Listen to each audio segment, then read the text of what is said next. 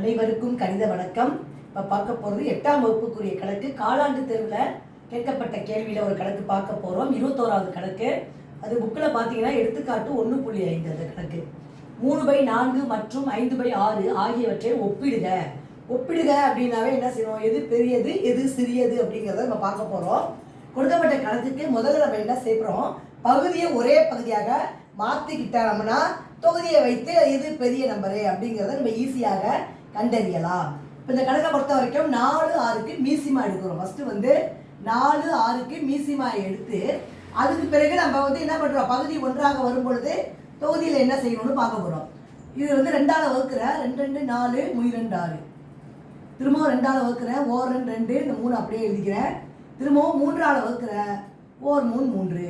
இப்போ 1 வர வரைக்கும் நம்ம வகுத்துக்கிட்டே வரோம். இப்போ பார்த்தீங்கன்னா என்னென்ன இருக்கு, 2 × 2 × 3 12. அப்போ 4, 6ன் மீசிமா நம்ம ஃபஸ்ட்டு ஸ்டெப்பு கண்டுபிடிச்சிக்கிட்டோம்.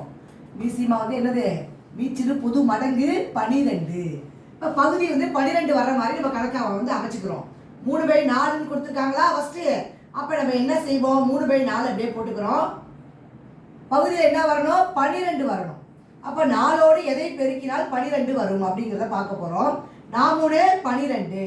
பகுதியால் 3 போடும் பொழுது தொகுதியிலும் என்ன செய்யணும், 3ஆல் பெருக்கணும். 3 3 9. 3/4ங்கிற நம்பரை 9/12ஆக நம்ம எழுதியிருக்கோம். அடுத்த நம்பர் என்ன கொடுத்துருக்காங்க, 5/6. அதே மாதிரி என்ன பண்ணுறேன், இதே மாதிரி 5/6 எழுதிக்கிறேன், பெருக்கல் குறியீடை போட்டுக்கிறேன். பகுதியில் என்ன வரணும், 12. அப்போ 6ஓடு எதை பெருக்கினால் 12 வரும், 2. 6 2 12. அப்போ 2 தொகுதியிலையும் நம்ம பெருக்கிறோம், 2 10. இப்போ நம்ம கண்டுபிடிச்சிட்டோம், 9/12ன்னு கண்டுபிடிச்சிருக்கோம், 10/12. இப்போ எது பெரிய நம்பருன்னு பார்த்தீங்கன்னா 10 தான் பெரியது. அப்போ 9/12 என்பது 10/12 விட சிறியது. இந்த மாதிரி குறியீடு போட்டுக்கிறோம். அப்போ கொடுக்கப்பட்ட நம்பரை பார்க்க போகிறோம். 3/2 என்பதுக்கு 9/12 என்பது 3/4.